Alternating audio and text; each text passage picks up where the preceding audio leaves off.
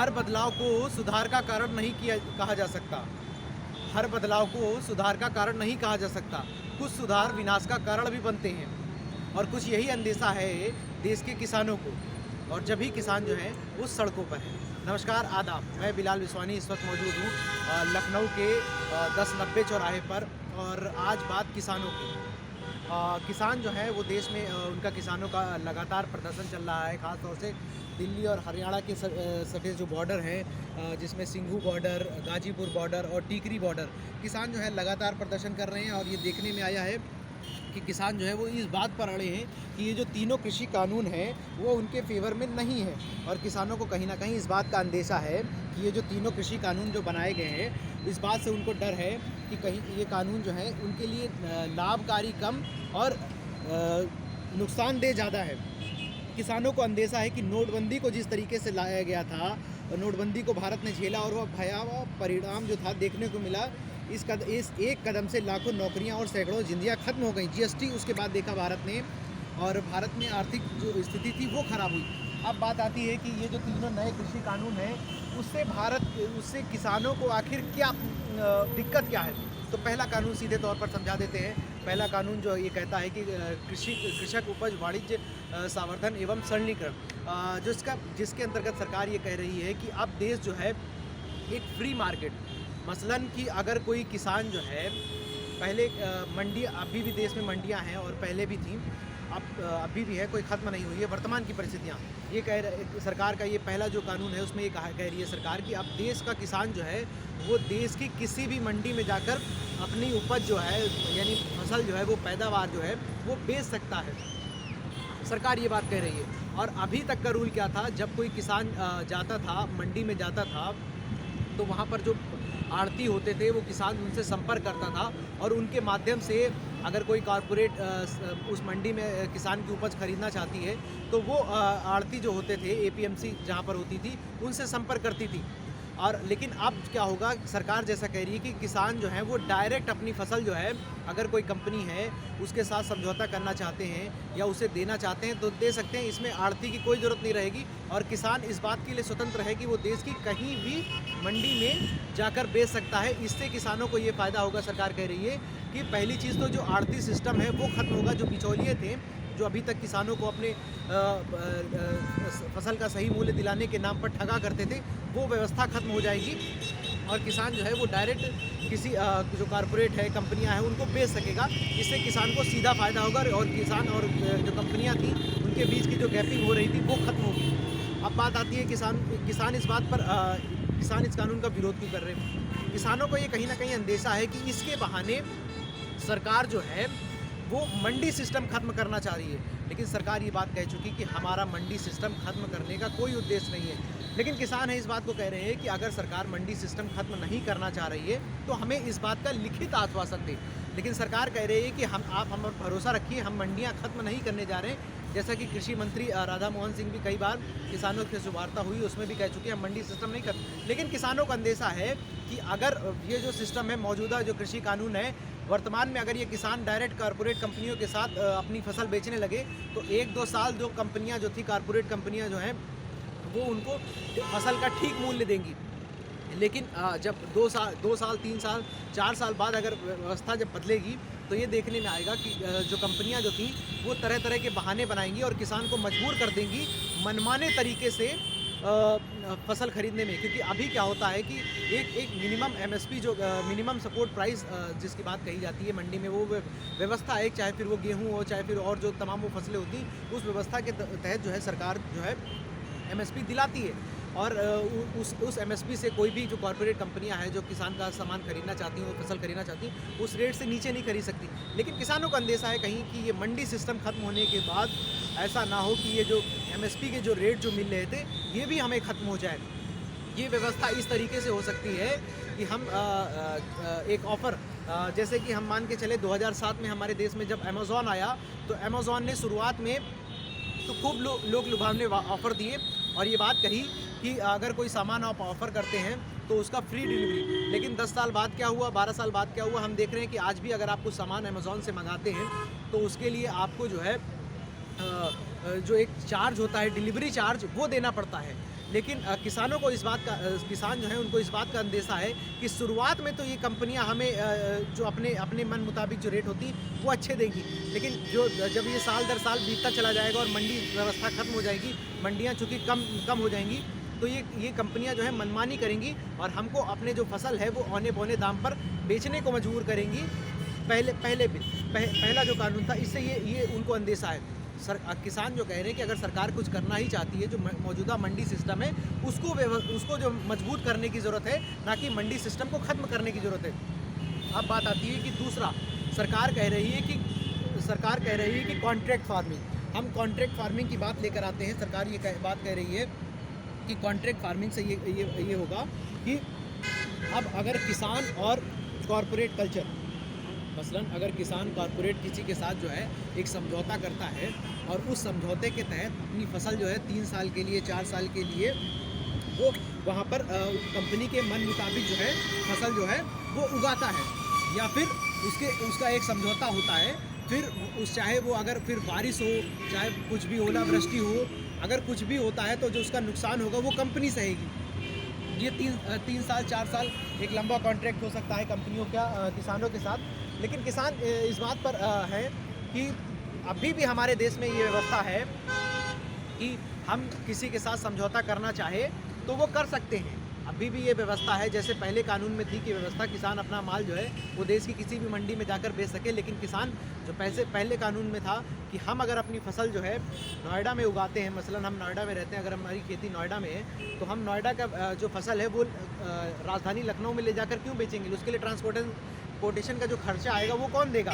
सरकार इस बात को नहीं समझा पा रही है और ये इसी बात पर किसान जो है वो कहीं भ्रमित हैं कि कहीं ये व्यवस्था जो पहला कानून जो था उससे किसानों को उनका लाभ कम और अहित ज़्यादा होगा।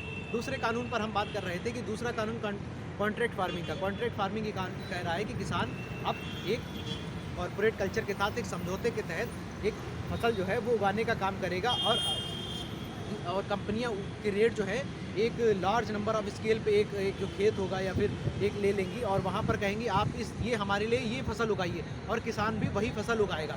अब किसानों को इस बात का अंदेशा है कि कहीं ना कहीं अगर 2-3 साल तो कंपनियां के साथ हमने कॉन्ट्रैक्ट किया वो ठीक है, हमें जो मौजूदा वक्त में किसान जो है वो कंपनी रेट दे रही है उससे हम समझौता कर लें, लेकिन मसलन अगर MSP के दाम बढ़ गए तो हम मजबूर होंगे कि हम अपनी फसल जो है उस कॉन्ट्रैक्ट जिससे हमने कंपनी के साथ किया है उसी के साथ बेचने के लिए मजबूर होंगे। किसान इस बात पर आशंकित है कि किसान चाहते हैं कि उनको इस बात की भी छूट मिले कि अगर कोई फसल के रेट बढ़ रहे हैं कॉन्ट्रैक्ट फार्मिंग के तहत हमें बाध्य ना किया जाए कि हम अपनी फसल को उसी के साथ बेचेंगे। किसान इस बात पर है। दूसरा ये भी कि अगर इस कानून में कोई विवाद होता है तो ये सारा मामला जो है SDM के पास जाएगा और किसानों को कहीं ना कहीं इस बात का अंदेशा है कि SDM ख़ास तौर से जो एक सरकारी व्यवस्था होती है, सरकारी व्यवस्था में अगर ये मामला कोर्ट के पास जाता है तो ऐसे में ये जो कॉरपोरेट कल्चर है इनके पास तो लीगल एडवाइज़र होते हैं, तमाम व्यवस्थाएं होती हैं, इतने मजबूत होते हैं, ये तो अपना बचाव कर सकते हैं, लेकिन हम मजबूर हो जाएंगे कि हम अगर अपनी फसल समझौता तोड़ते हैं तो हमें इनका भुगतान भी करना होगा और इनके जो इन्होंने हमें पूरी रकम दी थी उसको भी वापस करना होगा। तो ऐसे में फ़ायदे कम और नुकसान ज़्यादा हैं। अब बात आती है कि तीसरा जो है इसेंशियल कमोडिटीज़ एक्ट, जो एक सरकार कह रही है कि हमारे देश में अभी तक क्या था कि 1995 के तहत ये कहा गया था कि असीमित भंडारण अगर कोई करता है, आवश्यक वस्तु जो है उसका असीमित भंडारण करता है तो उस पर कानूनी कार्रवाई की जाएगी। लेकिन वर्तमान की जो ये परिस्थितियां हैं, ये जो कानून बना है ये कह रहा है कि आप जितना चाहें उतना भंडारण कर सकते हैं, इसके लिए कोई वाद्य नहीं होगा।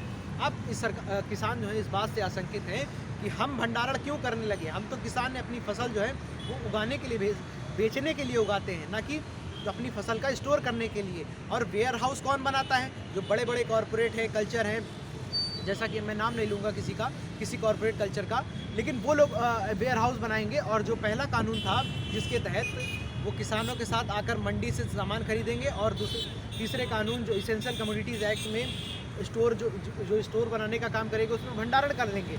अब ऐसे में क्या होगा कि जो कॉरपोरेट कल्चर है ये कहेगा कि वो पहले साल तो उनसे किसानों से खूब सारी फसल खरीद ली, खूब सारा स्टोर करके धर लिया, जितने किसानों को कॉन्ट्रैक्ट फार्मिंग करके भी सबको दे दिया कि आप ये उगाइए, हम ये स्टोर कर लेंगे, हम वेयर हाउस है, क्योंकि एसेंशियल कमोडिटीज़ एक्ट की उनको छूट मिल गई है, अब वो कर सकते हैं। किसान इस बात पर आशंकित हैं कि कहीं अगर ये एसेंशियल कमोडिटीज़ एक्ट है, असीमित भंडारण की ये व्यवस्था अगर हो जाती है तो इससे महंगाई बढ़ेगी और एक जो काला बाज़ारी है वो शुरू हो जाएगा। क्योंकि अभी तक क्या था, अगर कोई किसी चीज़ पे सरकार अगर कहीं सूचना मिलती थी कि काला बाज़ारी की, तो सरकार उस जगह पर छापेमारी करती थी और उस व्यक्ति के खिलाफ जो स्टोर करता था उसके खिलाफ कार्रवाई की जाती थी। लेकिन इस कानून के आने के बाद स्टोर भंडारण करने के कोई एक सीमा जो है वो असीमित रहेगी। कोई जितना चाहे उतना भंडारण कर सकता है। एसेंशियल जो आवश्यक वस्तु है, जैसे तेल हो गया, चीनी हो गई, गेहूँ हो गया, इनका जितना चाहे उतना भंडारण कर सकता है। तो ये बात किसान आशंकित हैं कि अगर पहला कानून जो ये बात कह रहा है कि आप हमसे आइए फ्री मार्केट में, हमसे समझौता करिए, हमारी फसल को लीजिए। तीसरा कानून एसेंशियल कमोडिटीज़ एक्ट जो ये कह रहा है कि असीमित भंडारण। किसान पहले साल तो जो कॉरपोरेट कंपनियां हैं वो हमसे खूब सारा सामान खरीदेंगी और हमें अच्छे दाम भी देंगी और हमसे लोक लुभावन वादे करने के नाम पर जो हमसे खूब सारे फसल खरीद लेंगी। और दूसरे साल कहीं ऐसा ना हो कंपनियां इस बात का बहाना बनाने लगे कि आपने जो हमारे पास जो पहले साल जो सामान बेचा था हम उसको अभी भी नहीं बेच पाए हैं, तो हम आपसे क्यों सामान खरीदने पड़े। और ये जो व्यवस्था थी जो भंडारण के, उसमें भंडारण कर ले, और जो किसान इस बात जो है उसका जो मंडिया सिस्टम खत्म होने के बाद वो व्यवस्था थी कहीं उसमें भी ना बिक पाए और किसान जो है मजबूर हो जाए अपनी फसल को जो औने पौने दाम में बेचने के लिए। तो ये इस बात से आशंकित थे किसान, खासतौर से ये जो तीनों कृषि कानून हैं इसको ये किसान आशंकित हैं। किसानों को ये कहीं न कहीं ये लग रहा है ये जो तीनों कृषि कानून जो बनाए गए हैं ये लॉन्ग टर्म में के लिए कोई फ़ायदेमंद नहीं है, क्योंकि बिहार और कई विकसित देशों ने जो खासतौर से पहला कानून था एक फ्री मार्केट देने की बात कही थी कि देश में कहीं भी जाकर वो सफल नहीं हो पाया। इस देश में अभी भी किसानों को ये लगता है कि मंडी सिस्टम को और मजबूत करने की ज़रूरत है, क्योंकि किसान इस देश में आज भी हज़ारों की संख्या में किसान जो है आत्महत्या करते हैं। और किसानों की ये मांग है कि जो स्वामीनाथन की जो रिपोर्ट थी उसको लागू किया जाए, उसमें किसानों के संबंध में कई सुधारों की बात कही गई थी, उसको सरकार क्यों नहीं लागू कर रही है। और सरकार इस बात पर अडिग है। हालांकि कई बार सरकार के साथ वार्ता भी हो चुकी है किसानों की, लेकिन वो वार्ता जो है वो विफल रही थी। और हमने देखा कि किसानों का जो प्रदर्शन है वो लगातार चलते हुए 3 माह हो चुके हैं और 26 जनवरी की जो घटना हुई उसके बाद जो है किसानों का प्रदर्शन कहीं कुछ हद तक कमज़ोर हुआ। और जो सरकार थी वो लगातार कह रही कि ये जो प्रदर्शन करने वाले लोग थे ये किसान नहीं थे और ये प्रदर्शन जो किया ये देश के तोड़ने वाले लोग थे, इसलिए ये जो मांग कर रहे हैं ये किसान नहीं है। किसान तो अपने आज भी सुरक्षित है और अपने घर में काम कर रहा है। तो कहीं ना कहीं लेकिन किसान इस बात पर अड़िग हैं कि ये जो तीनों कृषि कानून है वो वापस लिया जाए, तभी हम उठेंगे। और किसानों की अब इस बात में महापंचायत शुरू हो गई है। खासतौर से किसान जो नेता है राकेश टिकैत वो जगह जगह जाकर खासतौर से राजस्थान, पंजाब, हरियाणा में महापंचायत करते हैं और जो किसानों का अपार समर्थन है वो जुटाने की कोशिश कर रहे हैं। लेकिन ये जो मसला था, पूरा एक जो व्यवस्था थी वो अभी कहीं ना कहीं अधूरी है और किसानों को ये लग रहा है कि ये जो कानून लाए गए हैं उनके लिए हितकारी कम और अहितकारी ज़्यादा होंगे। तो लेकिन सरकार इस बात पर, सरकार और सरकार के मंत्री तमाम वो बात कर रहे हैं कि ये कृषि कानूनों से कोई सरकार किसानों का नुकसान नहीं होने वाला है। किसान इस बात से बिल्कुल निश्चिंत रहें कि उनका किसी प्रकार से नुकसान होने वाला है। लेकिन किसान आशंकित है कि सरकार जो है इस पूरा कृषि जो व्यवस्था है इसको ख़त्म करना चाह रही है और ये जो व्यवस्था है अब इसको भी मार्केट के रूप में बेचना चाह रही है। और किसान चाह रहे हैं कि ऐसा ना हो कि इस देश में एक दिन ऐसा आए जो हम गेहूँ उगाते हैं वो गेहूँ को हमें तो रेट ना मिले, ठीक ना मिले, लेकिन ये जो कॉरपोरेट कल्चर है यही हमारा गेहूँ खरीद कर लोगों से औने पौने दाम में उसको खरीदे और फिर उसको पैकेट में बेचने का काम करें। तो ये इस बात से किसान जो है भ्रमित हैं और लगातार उनका प्रदर्शन है। किसानों को ये मांग है कि ये जो व्यवस्थाएं हैं जो तीनों कृषि कानून बनाए गए इनको किसी न किसी रूप में वापस लिया जाए।